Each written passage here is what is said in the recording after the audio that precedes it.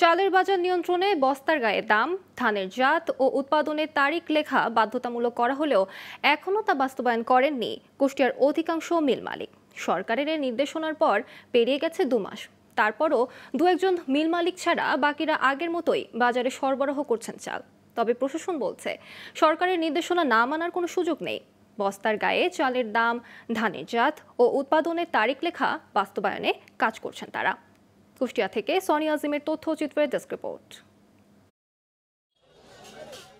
চালের বাজার নিয়ন্ত্রণে ফেব্রুয়ারিতে খাদ্য মন্ত্রণালয় বস্তার গায়ে দাম লেখার পাশাপাশি ধানের জাত, মিলের নাম ও উৎপাদনের তারিখ লেখা বাধ্যতামূলক করে পরিপত্র জারি করে। পহেলা বৈশাখ থেকে এই নির্দেশনা বাস্তবায়নের নির্দেশ দেওয়া হয়, কিন্তু 2 মাস পেরিয়ে গেলেও তা এখনও কার্যকর হয়নি। দেশের অন্যতম চালের মোকাম কুষ্টিয়ার খাজানগরে অধিকাংশ মিল মালিকই কোনো তথ্য ছাড়াই বস্তায় সরবরাহ করছেন চাল। এতে ক্রেতা বিক্রেতাদের মাঝে তৈরি হচ্ছে মিশ্র প্রতিক্রিয়া। সাধারণ ক্রেতাদের হিসেবে তো আমরা ঠকছি।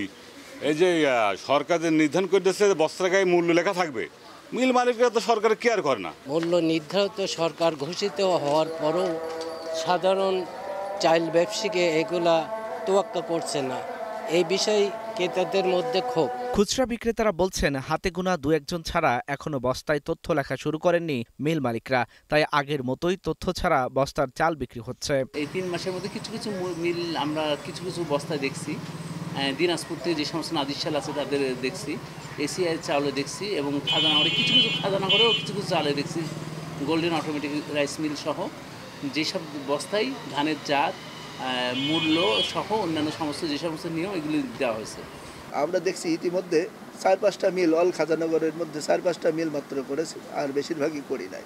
এদিকে সরকারি নির্দেশনা বাস্তবায়নে বিভিন্ন অজুহাত চালকল মালিকদের। তারা বলছেন সরকার পরিপত্র জারি করলেও কিছু করার নেই তাদের। কিছু কিছু ক্ষেত্রে আমাদের হয়তো 20% বা 15% আইন মানতে গিয়ে এখনো আমাদের আছে, সেটা হলো আমাদের ব্যর্থতা হলো, সেটা হলো আমাদের মানে পারিপার্শ্বিক যে পূর্ণতা দরকার, সেই পূর্ণতা পরিপূর্ণ না পাওয়ার কারণে আমাদের এটুকু এখনো হয়ে রয়েছে। মালের দাম একদিন 1 পাঁচ কম হয়ে যায়, 1 মাসের ভিতরে কম বিষয় হয়, 15 দিনের ভিতরে কম বিষয় হয় বাজারটা, তখন আমাদের বাকি টাকাগুলো ঠিক মতো তারা আমাদের ব্যাংক ব্যালেন্সের সাথে কাজ করবে না।